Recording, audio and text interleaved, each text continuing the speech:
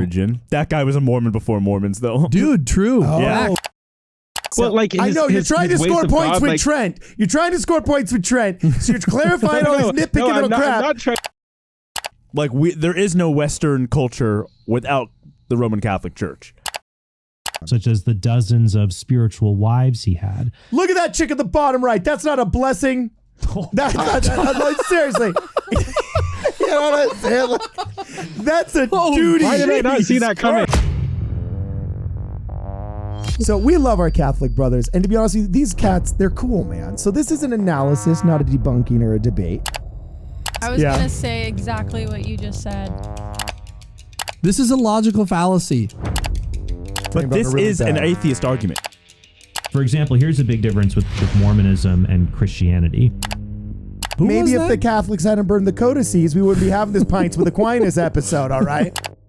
Interesting is I had no clue if you were to combine Kirk Cameron and Adam Sandler, you would get a Catholic apologist.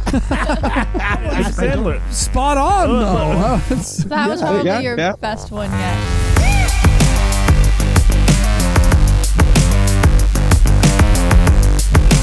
Welcome, ladies and gentlemen, back to Ward Radio. I'm your host, Cardinellis. I'm joined in the studio by Kwaku L, Jonah Barnes, Brittany the Shadow, and via the Zoom machine, Luke Hansen of the Cougar Chronicle, also known as Link Master Luke, who's brought us links today of what?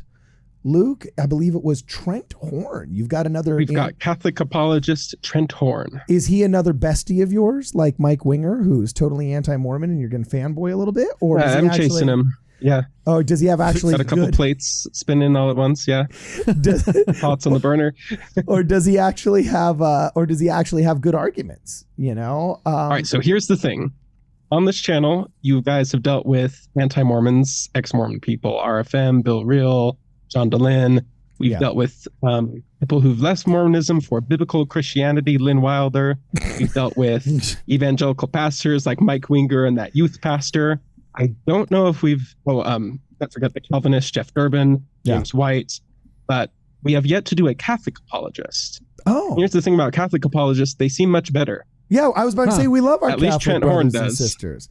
Yeah, usually Catholics don't have beef. They're cool guys. They get along with everybody. You know what I'm saying? Yeah, so Trent Horn, he's great. His YouTube channel is called The Council of Trent. Like Trent giving counsel. Oh, it's a play on Council of Trent. No, he used to be a member and then converted to Catholicism.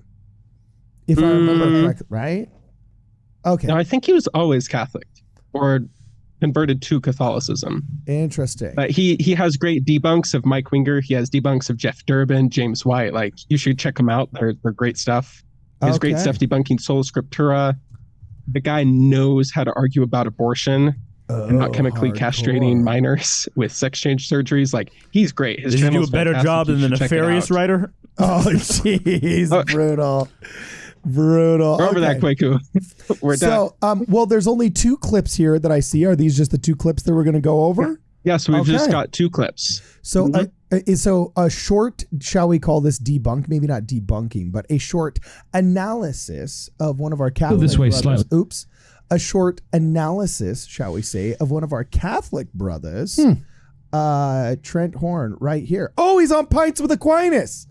Oh, I love Pints with Aquinas. This episode's kind of half critiquing and half agreeing with Trent Horn, and in this case, also Pints with Aquinas. All right, so here we go. What's that guy's name? Matt Fradd, right? Matt Fradd, Pints with Aquinas. I don't remember. I just know that he seems like he'd be the coolest neighbor known to man.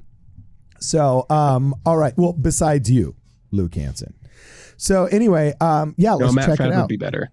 Okay, let's check it out on Pints with Aquinas, Trent Horn, go. This way slightly differently about when people criticize Mormons too rashly. Like, I've heard people talk about their magical underwear that they wear. Oh yeah, because Catholics never wear special garments under them to remind them. That'd be like saying Catholics wear tea bags for some reason. That's kind of what they look like. Magic tea bags. The scapular. So I don't like when I think if an opponent's position seems outright stupid to you, it's a good chance that you haven't investigated it. To be fair to what's all this profundity? We just got off the heels of Mike Winger. Wow. You know? Now I think about it, I've never heard anybody say anything negative about Pints with Aquinas. I've only ever heard it referred with glowing reviews. So that makes sense. So I was like, oh, okay. Because I've never heard, did you hear what Pints with Aquinas said? Never. Okay. But I've heard it a lot about like, who the other Catholic Insert guy. them all here. Wait, what other Catholic guy? I'm not sure. Catholic guy? There's another Catholic The YouTuber. Pope Francis. No, I've got. Pints with Pope Francis is an awesome. People do have channel. complaints about him. Anyway, yeah, keep going. Okay, so here we go. We're going to finish the But clip. I think this, I'm going to kind of do a little psychoanalysis on Catholics. I think the reason why Catholics can approach it this way is they have a nuanced theology like we do. Because evangelicals, Protestants is like, no, it's the Bible, and the Bible's the only word of God, and it's infallible, and all these things about it. And so they have to get very dogmatic. But the Catholics are also dealing with, we've got some stuff in church history. Yeah, we can, I don't know what they call it, develop, I think. Doctrine can develop outside of the Bible. Nobody's perfect. Well, and and so they've they kind already of have had this to more nuanced, expansive view of theology. So they can afford to not be so dogmatic and black and white and you're evil and this is 100% good and be that like strict about everything. The Catholics actually have something you can attack. They have an organization, they have leaders, they have history, they have one big organized body in theology, whereas the 60,000 or 10 million evangelical churches don't have any of that stuff. So it's like you can't pin them down. Well, and also they've already had to contend with all the screeching harpies. What about the Crusades? What about the Crusades? You know, it's like our idiots that are just like, what about Joseph Smith? You know, like these people have already. By the way, if the Demon and Nefarious had acted like that, I'd watch the whole movie. That'd be an awesome. I'd be like, all right, get the popcorn. No, New video, Kwaku. Well, the other thing is, you know, as much as I have ripped on Catholicism on this show, I haven't really ripped on Catholicism as much as I've ripped on, you know, the one scandal, feudal policy. Yeah, okay. But they did preserve almost all Western literature. Mm-hmm. Like there is no Western culture without the Roman Catholic Church. Except for that one Spanish monk that destroyed all the Mayan codices. That one kind of pissed me off. Nobody's perfect. Nobody's perfect, okay? They had it coming. No. We did lose 2,000 years worth of American indigenous history with that one. So that guy's a little bit... to be fair, that was also Protestants. Protestants and Catholics together did that. But, I mean, all of everything we know about ancient Rome and Greece, for the most part, the Catholics preserved. And in some instances even said... Hey, pagans, look, I know there's not that many of you left. Just trust us. Give us the little bit of writing you have. We actually will preserve it. Because if not, we know you're going to lose it in the ocean or something. So it reminds me of the verses in the Book of Mormon where it says, a Bible, we have no more need of a Bible. And the Lord speaking to modern Christians says, oh, because you love the Jews so much? Is that why? Those Jews that you hate so much, you love their books so much. Like, don't pretend like we've been friends forever. Same thing with the Catholics. It's like, oh, you know, our faith and sola scriptura and all these things. It's like, oh, so you're grateful to your Catholic brothers and sisters for preserving that for you? Really? Yeah. And it's kind of interesting. They always talk about how, like, yes, well, Irenaeus said, and it's like, yeah, like you're always quoting Catholic founding fathers whenever you want to defend, attack anti-Mormons for not, you know, interpreting history correct. Whose history are you citing? Not yours. Yeah. You know what I'm saying? Not yours. Your church didn't exist. Well, yeah, because I'm sorry, like, if the first guy you have to start quoting is Luther, you ever notice that people don't quote Luther very often? Oh, wait, you know why? You know why? Yeah. Wait, that sounds familiar. He wrote a book, right? What was the title of that book?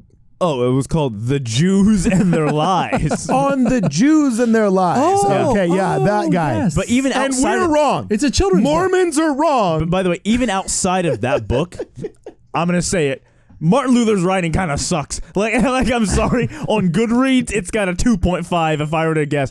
It's not that great. Like, it's not very beautiful. It's kind of like, you can tell he was writing it while looking outside of his window that the bad people are coming to kill him. It's kind of like choppy. That might be just the ex-Lutheran feminist woke scolds that are doing that to score points with their professors in social studies.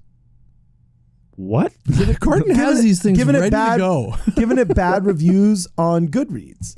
Just because it has a 2.5. I wasn't saying it actually does. I was making a joke. Oh, I thought you actually had an experience with Martin Luther's writing on Goodreads. No, I've just read some Luther's. I'm like, this Look, guy. I'm just happy to hear you read. And even John Calvin's writing itself is like, I am reading the writing of a narcissist. The narcissism shines through the words. Wow. Like, wow, this is a really... But then you get Augustine, City of God. Go buy it. It's like $5 at Barnes and Noble. You're like, all right. I've never read that. I'm gonna buy Aquinas. that today. Well, it's a mega book. Brittany the Shadow. Origin. Oh, The one there. I am uncomfortable quoting him. That guy was a Mormon before Mormons, though. Dude, true. Fact, man. Or Aquinas. Or Aquinas. Pints with Aquinas. Wait a second. So you think Aquinas? Here's the deal. Okay, the best. I think is so interesting. You say Irenaeus was a Mormon before there was Mormonism. No, Origin. Okay, and then who did you say? Luke. I didn't say he was a Mormon, but I said Aquinas is also you a great say Catholic Aquinas. theologian. He's very much with us. Okay. I didn't say he's with us. Come on, you get what I'm saying here, all right, bro? So, well, like I know you're trying to score points with Trent. You're trying to score points with Trent. So you're clarifying all this nitpicking little crap. I'm not trying to. But I disagreed with Aquinas. That's not how you score points with Trent. Oh, okay. Well, so look, I took points with Aquinas. One of the best institute classes I ever took was a Religions of the World class with the stake president on the Upper East Side of Manhattan. Totally awesome dude, was an executive for American Express, phenomenal guy who had actually sat and prayed with every major religious head in the world. The Pope, the Dalai Lama, the dude in charge of the Sikhs, like you can name it. He had met their church official in all of his travels with American Express because he would like bail out entire countries' economies, right? And so he had this beautiful Religions of the World class that he would volunteer to teach all of the institute kids. And so, of course, that was back in my acting and modeling days, like 50 pounds ago, right? And so I would go to this class once a week. He got me onto Bart D'Ehrman, Lost Christianity, all the Dead Sea Scrolls. But when he taught the apostasy, and he taught the class on Religions of the World of Catholicism and the tradition and the beauty of Catholicism, he said something so interesting in the class. When he talked about St. Nicholas, which is now modern St. Nick, Santa Claus, he said this man was special. He has been, dramatized into something he wasn't by the Coca-Cola company, and now American culture makes him the fat, jolly guy that comes down the chimney. But he says, and this was crazy, I'm totally paraphrasing here, but he basically said, I think he might have been the last man to have the priesthood on earth. Whoa. Because from the writings and the actions of St. Nicholas, he's like this guy. You know what century this was? It was 3-something AD, 4th century. Okay. So he's like, and he said, and the reason why I think that was he brought up some really interesting archaeological data. He said most of the problems of apostasy that existed in the early Christian church were in a lot of the much more populous areas that Paul had traveled to and set up churches, like in Ephesus, in Corinth, and things like that. Whereas St. Nicholas had come from a much more rural area that practiced a different type of Christianity, and it's been verified archaeologically. I'm totally paraphrasing here. I'm gonna have to, put a link in the description with the much better, with the much better defined parameters here, right? But it was interesting. Here, Trent Horn in his response video can give us some more. Yeah, exactly. But let me finish. There you go. In this area, it was kind of skipped over when it was off the beaten path. And so no joke, he literally said, like, I think the truth and the power of the priesthood like existed an extra 100 years there when it didn't in other places. So it was kind of cool. It was pretty sick. So anyway, back to our boy Trent Horn. To our opponents, acknowledge their strongest cases, give them as many outs as you would give to yourself. Yeah. Now, I still think there's big differences. For example, here's a big difference with Mormonism and Christianity. If you take the Bible and you give it to a Jewish, a Christian, and an atheist scholar. It already sounds like a joke is about to form. But it sounds like, we'll keep. They walk into a bar. We'll keep going. Now that the Jew, the Catholic, and the rabbi all walked into the bar. You know what I'm saying? Actually, the Jew was the rabbi. I totally botched that joke intro. But here we go. Pints with Aquinas.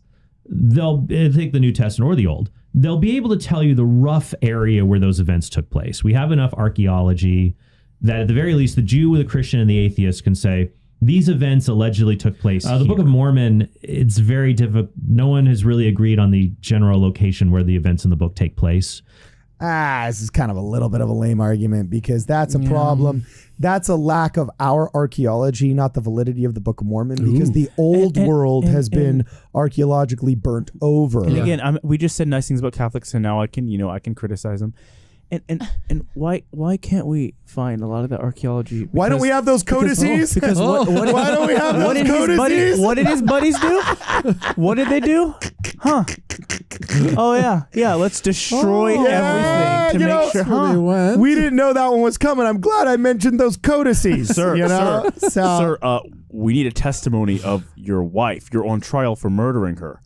You'd have to ask her yourself if I was a good husband. Sir, you threw her in the Jordan River. Sir, I mean, come on. Okay, come on. So here he's about to say that, look, because we haven't had, and by the way, we've had a lot more evidence, okay? The only problem is that we have an extremely much more dogmatic than Catholicism ever was during the Inquisition, is modern academic archaeology. We also have an insane lack, okay?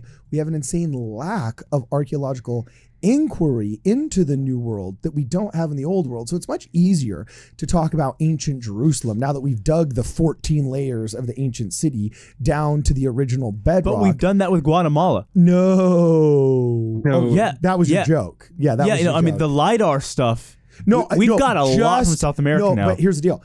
I was literally segueing into that. Oh, yeah. Recently, LiDAR has shown us what? That we were very ignorant to the true history, the expansive nature, and the wildly extensive area that the ancient American civilizations had, which sounds a lot more like what? The Book of Mormon than what all of the supposedly erudite scholars were saying 100 years ago. And the only thing that makes me sad is like all Native Americans have known this. Yeah. And it's like they've all been like, we had massive cities. And we're like, I'm ignoring everything you said. Look here. It turns out the natives had massive cities. Yeah, we've been saying that for just ignored everything they said, and we're waiting for the Protestant Christian European scholars to be like, well, now this is true. It's crazy. It's funny. Every argument against the Book of Mormon archaeology is just I have plugged my ears whenever the chief speaks. Mm-hmm. That's all it is. And by the way, I'm trying to give this guy some grace to be nice, okay? Okay. And he seems like a really nice guy. And I freeze framed. But this is an atheist argument, because you can say, well, we know if you say we know the Bible is true because we know where Jesus walked and did these things. Okay, well, there's no chariots in the bottom of the Red Sea when Moses had the sea fall on Pharaoh's Garden of Eden. There's a lot in the Bible you could say we don't have any archaeological evidence for.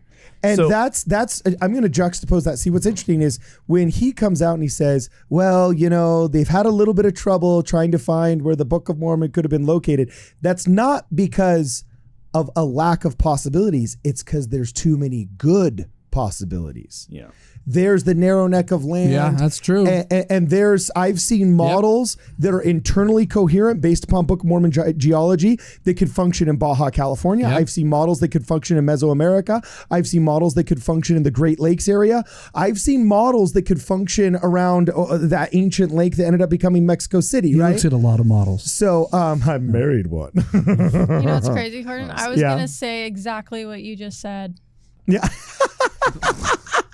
He looks at a lot of models. The Mormon fits in Baja, California. Everything in this podcast, I was going to say it, but then someone else says it. So I just, I just got to stay quiet, Yeah, you're crushing it, babe. Yeah. You're crushing it. So anyway, all we're saying is that I don't think this is the best argument, saying because archaeology doesn't have a robust narrative about it. Look, they just avoid whatever they don't want to talk about, and it's not politically accurate. These are the idiots that said cloth masks cure COVID for 2 years. So what makes you think they're going to be able to talking about the scientists, not Trent Horn? No, academia at large. Academia, just because academia isn't sold on your narrative yet, okay, doesn't mean that it's not true. Because these are the idiots that believed everything we watched them believe and enforce upon us for 2 years during COVID, okay?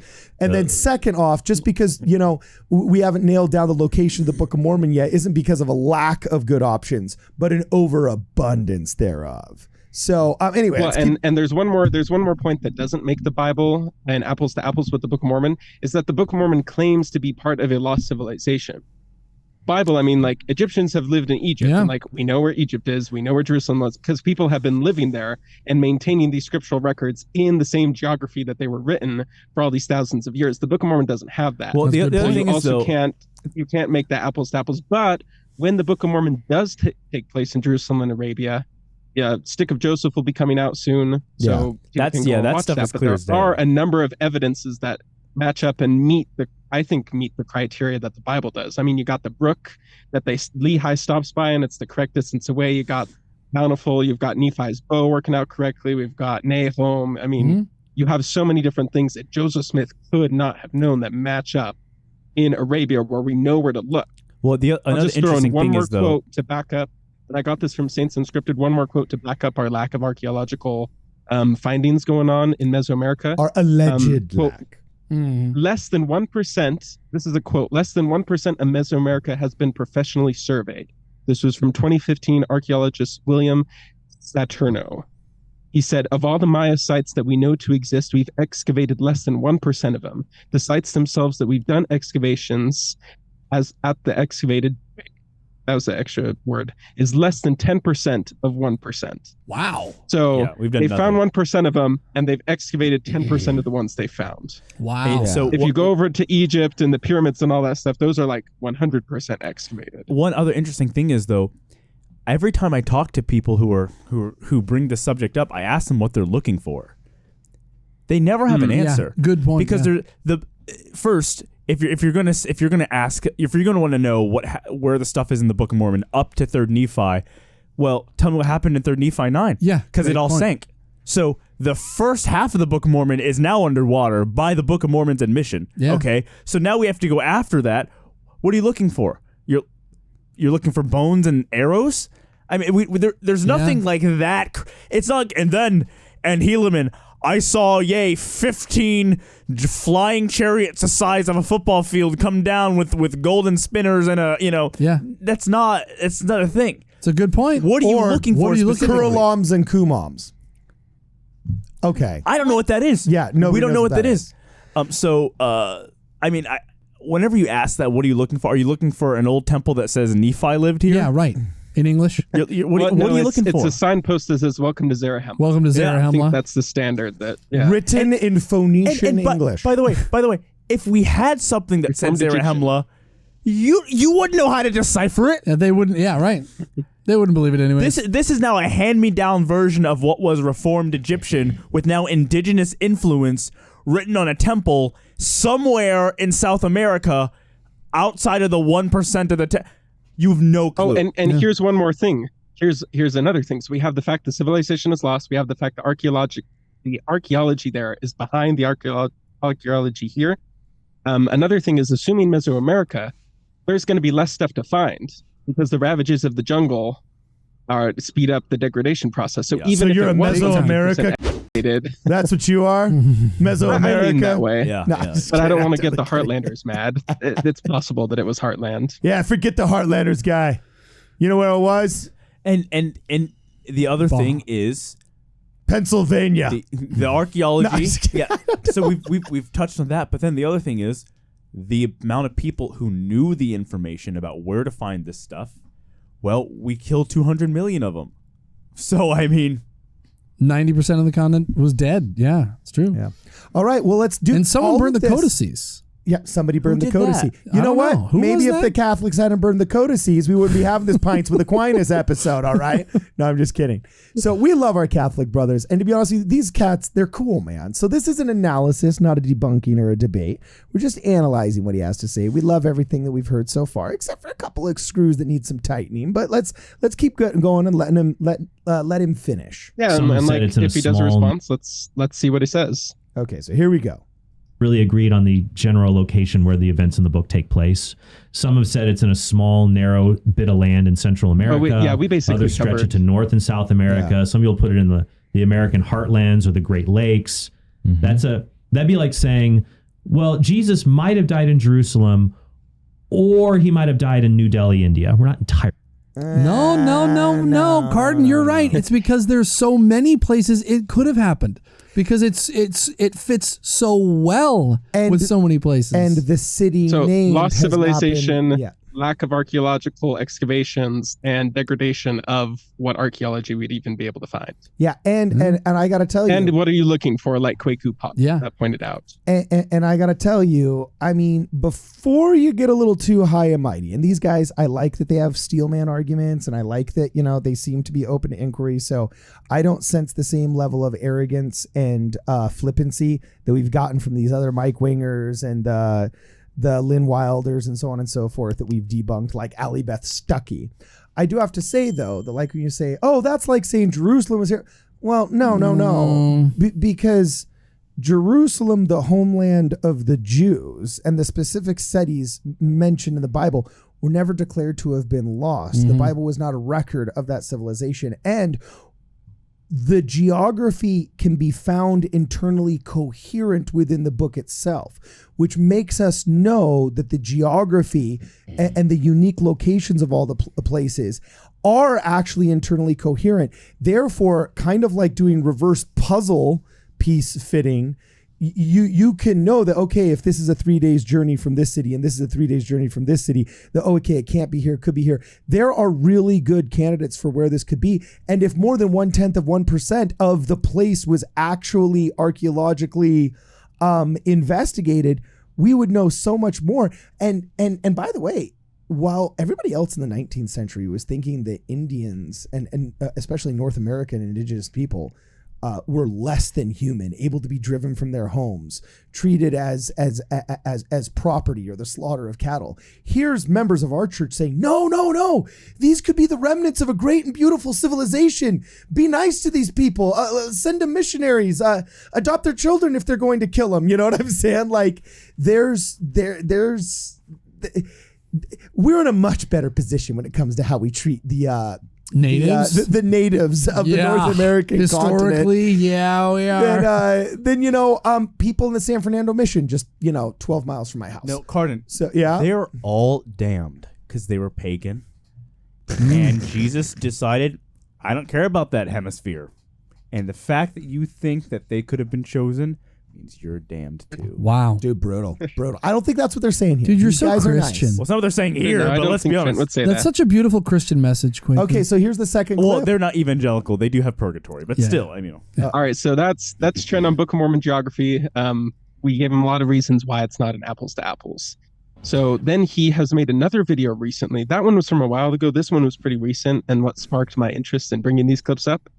He made a whole video explaining kind of against the atheists how the disciples of Jesus Christ are really good evidence for the resurrection. Because why in the world would Peter be hung crucified upside down if he didn't believe? Can I legend, all these other things? And then of course in the video and then in the comments, some people are like, "Hey, what about the Book of Mormon witnesses though?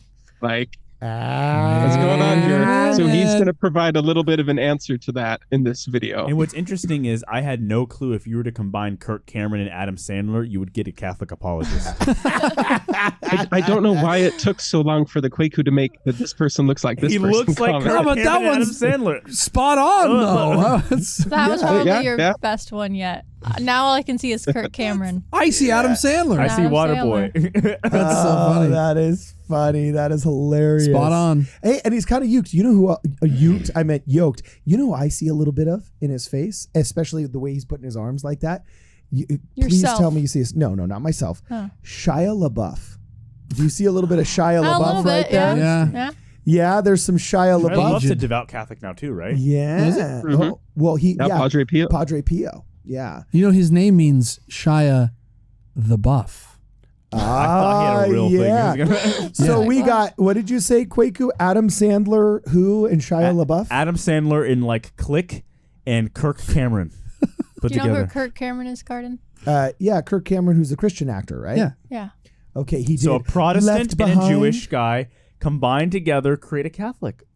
Okay. Oh, that's how Would've that thought. works. That's So how that works. That's the joke we were looking for earlier. Rock on. That's So, okay, here we go. I like Oh, his with set. the, Also, with the Catholic and the Jew and the. I like his backdrop more. Who's the guy who made us mad earlier? Mike Winger. He's Yeah. got a nice backdrop. He's got the nice mic. The mic is not like weirdly in the shot at the bottom.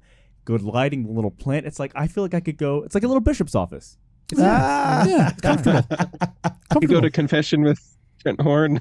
That's funny. Yeah, I'd go confess to him, although I would make it up just to see what levels I could get before he dropped his Bible. I feel like like Mike Winger, if you make him mad, he'll just ignore you forever, whereas Trent Horn will be like, come on now. Well, and here's the funny thing. Trent Horn has made videos. Trent Horn has made videos kind of saying, here's my response to Mike Winger. He refuses to talk to me, so I guess I'll just make a video responding to it instead of having an actual conversation with him. Like, yep, good on you, Trent. Yeah, good for him. Yeah. So he's good. Yeah. Okay, so here's the last clip. Let's see what he's got to say. We are analyzing our Catholic buddy, Trent Horn, apologist at large, on YouTube. Recently, I released an episode that showed the best way to defend the martyrdom argument for Christ's resurrection. I showed that the disciples' willingness to suffer and even die for belief in Christ's resurrection is evidence they were sincere. At this point, Mormons will jump in and say, see, if you believe the apostles' claims about the resurrection, then why not believe the claims of the 11 witnesses of Joseph Smith and the golden plates that he allegedly translated to tell the story that's in the Book of Mormon? It's more than 11. Okay. Well, more than 11. He's starting off well here. At least he's kind of steel man of the position. Okay, let's go. Now, I briefly alluded in the episode that the cases aren't parallel. Smith took risks, but he also stood to gain rewards from his behaviors. Come on. Martyrdom at the hands of an angry mob. That's like saying, Peter took risks, but he's saying women. He's saying polygamy. That's what he's going to get into, I'm assuming, because he's about to say it. Yeah, just keep playing the video. But then it's going to have to be a straw man of polygamy if that's what you're going to be. on. Okay, let's see here. Hold on. Such as the dozens of spiritual wives he had. Look at that chick at the bottom right. That's not a blessing. That's like, seriously. You know what I'm saying? Like, that's a duty. Why did I not see that coming? That's a I'm so duty. mad at myself for not seeing that coming.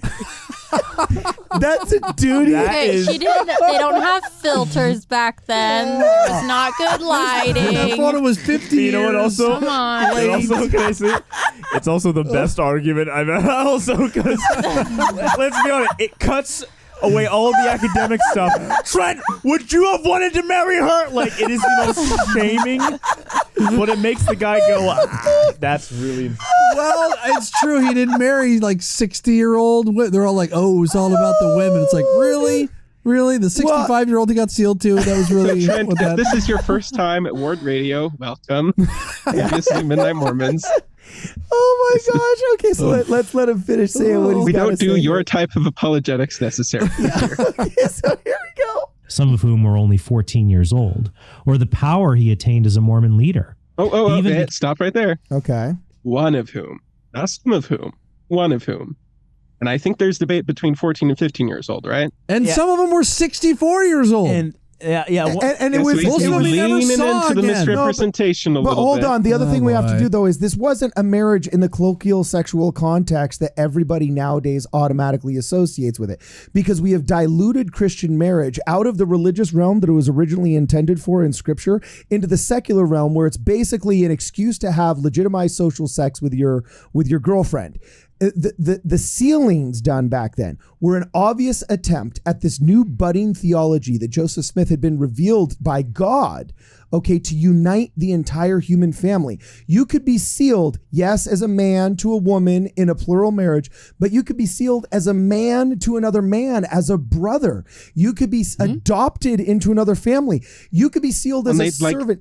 They'd seal their families to the prophets or like to some of the apostles, and they would seal, even though they like never lived with him or anything. Yeah. Exactly. He was literally trying to put a puzzle piece together of the entire human family because aren't we all children of God, right? So, I mean, to misrepresent that into a giant... But let's steelman him because Joseph probably did have relations with some of these people. And that is a motivating factor. Yeah, that's a problem. You know, for people to do bad Probably. things. This has shown up in cults before. But let's also put this into context. For heaven's sakes, I had two 17-year-olds get married when I was in my high school, and we all thought this was crazy because they had to get a letter of consent from their parents. Until I found out that it was like only 10 years ago they passed the law saying that you had to have consent past the age of 16. Like, I mean, some of the states in the Union still to this day have like 16 is the age of consent law for marriage. And it was like 10 to 12 years old in the 1870s. And let's also remember in some of these places, Let's remember one of the most powerful people in the LDS church during the time Joseph married the 14-year-old was Heber C. Kimball. That was his daughter. Yeah. Like remember, Heber could walk into Joseph's office at any time with a gun in his fist. Yeah. And be like, hey, what'd you do to my daughter? Not a thing. So that clearly tells us there. And Heber was not one to mince words or back down when someone was making him mad. Right? Yeah, he fought mobs face to face. No, he wanted this. He wanted his daughter to be sealed to the prophet in the eternal spectrum of the united family unit under God. Like this. I mean, if someone tells you got married to a 14-year-old and a 68-year-old. Okay, what's going on? That immediately. Right. We need to quit. How many kids do you have? Oh, I only have a couple with my wife. The first one. Well, this is why we need to quit letting the anti-Mormons. Well, not only a couple. I think it was like 7. Well, oh yeah, Joseph had a lot of kids, but only with them. Died. There's no other kids we have with. Well, like the dude was clearly fertile, and then he doesn't have kids with the other one. Yeah. So like, I'm going to shut all your mics off when I start talking. Oh, because y'all keep talking over me. You know what I'm saying? No, I'm just kidding. We need to quit using their terminologies. It's always recycled lies. Modern anti-Mormonism, and in this case, I don't want to call Trent Horn an anti-Mormon because he hasn't, made his entire life and his personality this. He's analyzing and getting some things wrong, so we're analyzing back and correcting them. This dude seems to have a far more positive and constructive attitude than all these others, all right? However, there's some people that are anti-Mormons that come in with these same arguments that have really permeated the conversation further than it really should, okay? Remember, I always say, one of the first 10 rules of anti-Mormons is they always recycle old lies. And it was the East Coast journalists who were looking for sensational crap to print in the newspapers of the northeastern seaboard about these Mormons in the West that trumped up 90% of this hoopla crazy polygamy crap and made it sound like it was like 9 smoking hot 17-year-old concubines with their 19-year-old warrior priest husband out there spearing bears in the mountain west frontier, when in reality it was an overworked dude who'd just been assigned 2 widows to take care of, and now instead of getting this awesome wild orgy that they're going to print about in the freaking Philadelphia Inquirer, he has 2 more mouths to feed and 3 more children to protect. So I mean, to make it sound like Joseph Smith was doing this to get the babes is wholly disingenuous and presentist in my mind. Doing it to get the babes to the point that he's risking his life. He lost his life. I'm probably going to get killed, but I'm getting so many. Finding a way to manipulate the 12 witnesses into believing that they saw golden plates from an angel so he could get some like booty later on. Like I don't. What did they have to gain? What did they have to gain by that? And so Joseph Smith, when he was in Carthage jail and he knew he was going to be murdered and his brother was going to be murdered, what was he gaining from that? No, Peter was crucified because he had a sincere testimony of Jesus Christ. And Joseph died because he had a sincere testimony of the Book of Mormon and the Restoration. So Trent, I know pulled Trent's up the Jeffrey Holland clip so we can take a look at that. Okay, after we finish this. While I'm pulling that up, we got to toss to the lady in the audience here, Brittany. They had a lot to gain marrying Joseph Smith. He was a hot dude. I mean, some might say that. Joseph Smith, he was a good-looking guy. You know what I'm saying? Yeah, I wouldn't call him ugly. I saw the silhouette traced with a pencil by that one. I've seen the new daguerreotype. The daguerreotype out there. His stick pulling was amazing. He was like a stick pull champion. He must have been yoked, man. Yeah. So got a little bit of a limp, but who among us doesn't have a limp? Well, let's finish this quote, and then we'll get the Holland. Quote in there. So this is the rest of the clip from our boy Trent Horn. All right. So he's saying it's not apples to apples for number 1, polygamy, and then he'll do a couple other stuff. Okay. So first was polygamy. Second explain the difference. First was polygamy. Second was political power. I'm actually rewinding this to show all the hot babes that Joseph was gallivanting around with. Years old, or the power he attained as a Mormon leader. He even became mayor of a town in Illinois and incited a riot that led to the destruction of a printing press that had criticized Smith for things like his spiritual wives. Oh, the printing press! Wasn't a riot. Our pearls! No. So, I mean, correct me if I'm wrong, the printing press was a unanimous decision after several hours of debate by the whole city council. Am I getting this right? This checking out with everybody? It was declared a public nuisance because they were worried about it spreading lies that would incite the mob that had already killed thousands of members of our church that had gotten there. There was very high tensions in that area because of the mob violence against Mormons who were the victims. And it is a presentist argument because we look at the press and, man, you can say any lie about any celebrity in the Inquirer that you want. You literally can say, Bill Clinton fathered a baby with Halle Berry. And that's allowed to be front page news because we hold sacrosanct the freedom of the press. We've just kind of figured out as a society, you have to let everybody say whatever they want, right? 'Twas not that way in 1830, okay? In 1830, a city council could actually vote and say, if this press is a public nuisance, we can order it shut down. And if it doesn't want to shut down, then we can destroy it, which nowadays is anathema, all right? But that's actually the way it was back then. It was part of the reason why Joseph Smith was running for president, was to right a lot of these wrongs that were not kinks that had been worked out of our civil rights system until really 10 to 20 years after he ran for president. So anyway, let's let him finish. And the Saints are coming off of Kirtland. They're coming off of the Hunts Mill massacre. They're coming off of a lot of pressure even within Nauvoo at that time. And, Smith is going to be killed shortly after this. So it's not like they're just making something up like, oh my gosh, they're going to incite violence. We got to go smash this thing. Because they're saying, it's like, this was a legit concern. For quit being so dramatic, so thousands of you are being tied to trees and whipped to death. Quit being so dramatic. Yeah, so here, let's let him finish. Let him finish his clip. As a Mormon leader, he even became mayor of a town in Illinois and incited a riot that led to the destruction of a printing press that had criticized Smith for things like his spiritual wives. This led to his arrest and the shootout where Smith died in a Carthage jail. He didn't just casually die. He was dragged after having been shot, and his brother being blown in the face with a rifle, and then leaned up against a well, and then shot via firing squad by 6 mobsters that already put 10 bullets in his back. I mean, he didn't just casually die in a shootout like it was freaking Tombstone. Carden, bro. you got to remember. Yeah. Martin Luther King Jr. incited a lot of tension, which led to him having to hide out away from the tension in a hotel where he died in a shootout. Yeah. Oh, whoa. Like, that's one way to phrase it. Yeah. Whoa. Okay. Your framing is a little biased. And besides, look, I'm channeling Jacob Hansen. This is a logical fallacy. It's a logical fallacy. He's saying that the witnesses of the Bible, they didn't have as much to gain from it, and so we can trust them. Whereas Joseph Smith, this doesn't defeat the fact that there were 11 people, more people, who saw or handled or heard or lifted the plates that were there at the beginning, who had nothing to gain from this. It doesn't defeat the witness that he gave 14 years prior to him being murdered by these merciful Also, Christians in his town. The point where the 11 witnesses, and he's only talking about Joseph Smith. Like he didn't reference come on. Yeah. Who else? I love how you brought the up Whitmers. Come on, give us more. Yeah. Who never denied it. I love how you brought up the accidental racism, because it is so true.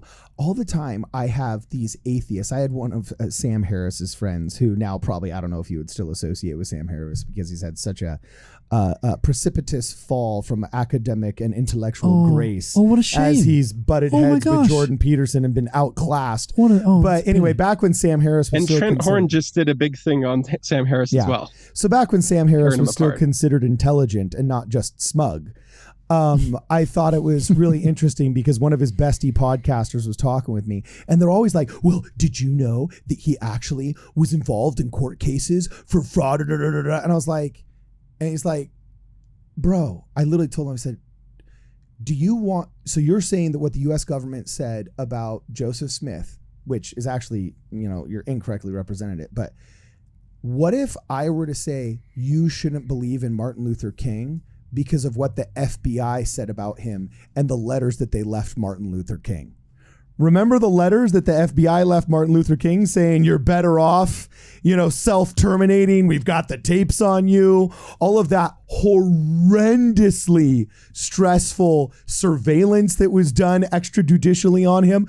If you want to start standing what the U.S. government says about somebody and that they're a bad person as a source of good intel on the validity of a prophet, you forced yourself into justifying the heinously racist and bad things the U.S. government did spying on the candidacy and the developments of Martin Luther King's rising star. So, I mean, it just, you always end up stumbling into these really either horrendously racist arguments or else just. Well, so when you think about the truth, so Abraham Lincoln, what he had done is he had accidentally made the southern farmers very upset, and that led to him their property. That led to him dying in a kerfuffle in a movie theater. A shootout after the war of northern aggression. It was a one-shot shootout. Also, by the way, do you know how many printing presses were destroyed in the 19th century? This is a very common thing. A ton. Because back then, if the towns were small, and if you published what about me? Yeah. Boom. That's how it worked. You can't punch journalists anymore. Calling you out to the center of the street to die like a man. Like, it was a very common occurrence, and everyone in Joseph Smith's position would have done the same thing. If you watched children gunned to death at Hans Mill. Yeah. If you saw your own children dying of exposure because the mob blew your doors open and tar and feather come and tar and feather you. Yeah. And try to pour if you saw poison that down and your you throat. knew what was coming, if Joseph Smith having saw everything that he saw, the amount of dead bodies he had to carry, the amount of wives and fathers he had to console from the murder, and you knew what was coming with that mob and you didn't destroy it, he would lack more credibility in my book. I'm glad he destroyed it. That thing sucked. It was worse than the nefarious script, and I have no issue. Worse. We didn't destroy more printing press. As a matter of fact, I'm destroying building the minute I get back to... Clip it. Kidding. Clip it. Joke. It's a joke. Well, I do have to say, it was kind of interesting during our debate with RFM. That's when I think he knew he'd done something wrong, because there was a moment where, unironically, as just a natural progression of the conversation, I don't know if you remember, but I said, see, one of the problems was that you guys were so busy killing and persecuting us. And he said, wait, I'm not responsible for it. I'm not. And he all of a sudden realizes through his actions and his rhetoric, he has become on the side of all of the people that did all of that horrible tarring, feathering, murdering, dragging behind horses. And you want to claim that you're this awesome, studly anti-Mormon and you're joining that team and you're loud and proud of it? Good job, bro. You're loud and proud of now what? You're on the team of the Hans Mill Anti-Mormon, vocal anti-Mormon history really began with John Bennett. And whether DeLynn or these guys want to admit it, that's their forefathers. That's their forefathers. I think there's still a good core in RFM that can be saved, just like Darth Vader. You know what I'm saying? Anakin. You know, and that core realized in that moment, oh no, I joined the wrong team of the Hans Mill massacre. I'm on the team of those guys. You know, now, Catholics weren't killing members of the church. Yeah. So we can't say, they were too busy actually getting killed in New York. They were. They were. I saw the Daniel Day-Lewis movie. It's good. So, but it was Protestants that were killing members of the church and anti-Mormon ex-members and slavers. That's what makes us angry why we get more upset when Protestants go after us than Catholics, because we know our history. And so when a Protestant whose family line's been Protestant in the South since Joseph Smith goes, yeah, you guys are a cult, it's like, familiar. Isn't that what your great-great-grandpa said as he was trying to bust down the door of my great-great-grandpa? Or was successfully murdering my great-great-great-aunt or great-great-great-uncle. Yeah. You know what I'm saying? Yeah. It's like, it's pretty brutal. Okay, so here is the last thing you want to bring up, the notes. Do I open up the Word document for all to see? No, it's in the Discord. Oh, it's in the Discord. Therefore, Holland, it should be timestamps. Okay. Yeah, but while we're on that, Jonah's made a perfect... it brought up the perfect thing is Trent Horn talked about, well, the 11 witnesses are comparable to the apostles, but it doesn't work. And then he never addressed them. And they're fairly impeachable. You can go back and look at the Mike Winger video. We've covered this. A number of people have covered this. Okay, so what am I pulling up again? Unimpeachable. Did I say impeachable? Yeah. So what am I pulling up again? Oh, the safety for the soul. It's a Jeffrey R. Holland by in the Jeffrey R. Discord. Holland. Okay, so here we are. It is right here, my man. So here's Holland making the case for why Joseph Smith would not be shot in the jail cell to protect his spiritual wives and mayorship. Okay, cool. So here we go. Jeffrey R. Holland. Their greatest and last hour of need. I ask you, would these men blaspheme before God by continuing to fix their lives, their honor, and their own search for eternal salvation on a book, and by implication, a church and a ministry they had fictitiously created out of whole cloth? Oh, dude. They would not I had the whole thing memorized. Keep going, bro. He's not there yet. Oh, he's not there yet? Okay. I love how he ends. Okay, we keep going. Never mind that their wives are about to be widows and their children fatherless. Never mind that their little band of followers will yet be houseless, homeless, and friendless, and that their children will leave footprints of blood across frozen rivers and an untamed prairie floor. Never mind that legions will die and other legions live, declaring in the four quarters of this earth that they know the Book of Mormon and the church which it espouses. Okay, you got to finish practicing before we let amazing. you just... No, is anybody hearing this? Okay, you got... Okay, all right. It to be true. Disregard all of that and tell me whether in this hour of death these two men would enter the presence of their eternal judge, quoting from and finding solace in a book which, if not the very word of God, would brand them as impostors and charlatans until the end of time. They would not do that. Pause. I think I'm They the only were one willing who to die rather than deny the divine origin and the eternal truthfulness of the Book of Mormon. Oh, my God. I used to have the whole thing.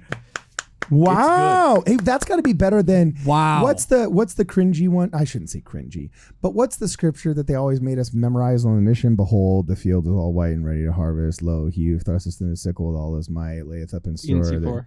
You know what I'm saying? DNC4, that's it. I think this one's better than DNC4, and it's right up there with No Unhallowed Hand. Bro. And Beautiful. Standard of Truth. This is Beautiful. probably Yeah. one of Truth is Holland's good. best talks. Absolutely beautiful. Safety for the Soul is really...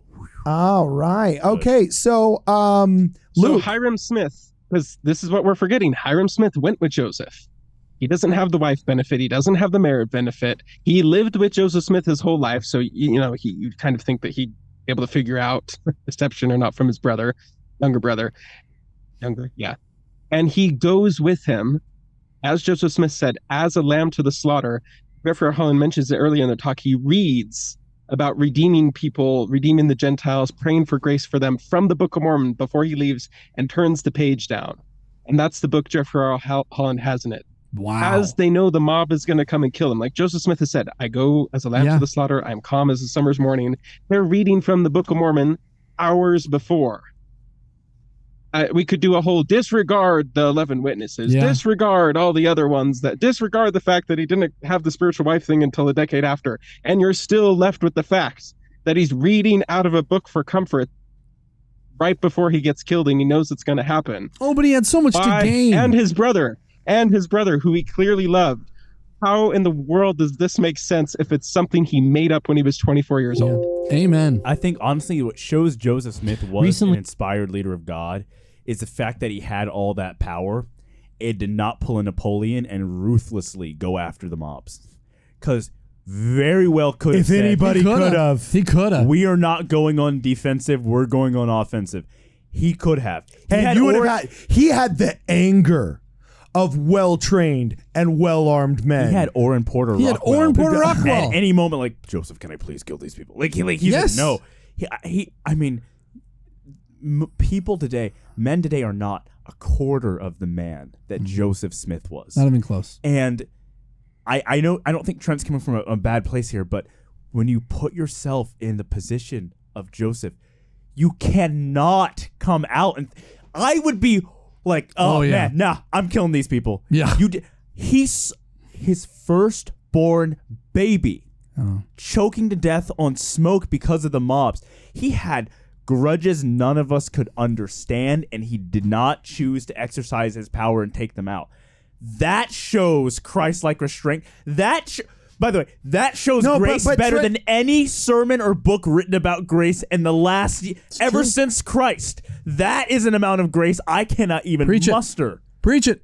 Yeah. So, hey, we're gonna end on that one. Although, are you sure that this guy's pieced together that it was for political power and some babes, 85-year-old babes? Say, okay, I'm gonna play devil's advocate. How do we know he was taking solace in that book? He could have just had it open, but reading love letters from his 65-year-old wife. Hey, good point. No, at that point she'd have been like 82. In a vision, he saw how hot she was going to look in her daguerreotype. Yeah. Hey, Carter. You know what I'm saying? And so, it was like, hey, I can't wait. I can't wait to look forward to that. This is all worth it. Watching my brother get shot in the face and then being wound up against a freaking well and getting blown in the back and the front. Hey, Carden. Okay. Actually, a way to end this in the Discord, we were talking about how Oregon was the first member of the Church of Jesus Christ of the then days, I don't know what days, early day saints. Yeah. And actually, I dug up 3 quotes, really amazing, from Oregon that I think. Wait, no, not Oregon. You mean Origin. Origin. Yeah. Yeah. It's these Origin, quotes. yeah. No, I'm pretty sure he said these quotes. If you look in the Discord. Oh my gosh. So what was this one? Amazing. Don't trust. I believe the correct translation of the Greek was that Uchtdorf. I believe it was like those people. That Uchtdorf. Yeah. Amazing. There's more. Modest is hottest. Wow. From Origin. Thought you had some real. Who said that? What are you talking about? These are real. Origin. Yeah, this is totally. These are totally real. Yeah, this is totally real. Yeah, there's one more. I'm feeling this one. Oh my gosh. There it is. Choose it right. Oh my God. Origin. This is amazing. Right. He's a primary teacher. Yeah, dude. Wow. This was solid. Beautiful. Modest is hottest. I will say, to be fair though, none of the churches can really claim the church fathers because they all taught and believed things like they kind of were the version. You're saying they were their own thing. No, but they probably taught the divinity of Christ and the gospel better than most, and it is incredibly esoteric, deep desert Christianity that all the churches can cling to, but if we look at its whole, you go, oh, I don't really recognize that. Yeah, they pick and choose. It's a salad. It's a salad. It's a buffet. Yes. They pick this one and this one, and they claim authority from these probably primitive did fathers. say modest is hottest, though. He did. Yeah, I That's think proof right There's here. probably some form of that he did say. Yeah. It is more attractive, yea, even if a fair damsel hath covered up than to show her knickers, or whatever. Origin was Probably British. says something like that. Origin was British in 280. No, on Les Mis, they're like, let's make them British, even though they're French. Yeah, because it doesn't sound that good when you're singing in a French accent. That's funny. All right, well, let us know where we go wrong in this video. Make sure you guys check out Kwaku L, Brittany the Shadow, and Jonah Barnes on all the socials. And make sure you check us out on wardradio.com. And Luke Hansen. And Luke, we got to get Luke up. Hold on. Luke, tell him your stuff. Yeah, Luke F. Han on Twitter, and then Doug Kugran on Twitter and Instagram. All right, rock on. Check us out on wardradio.com. Right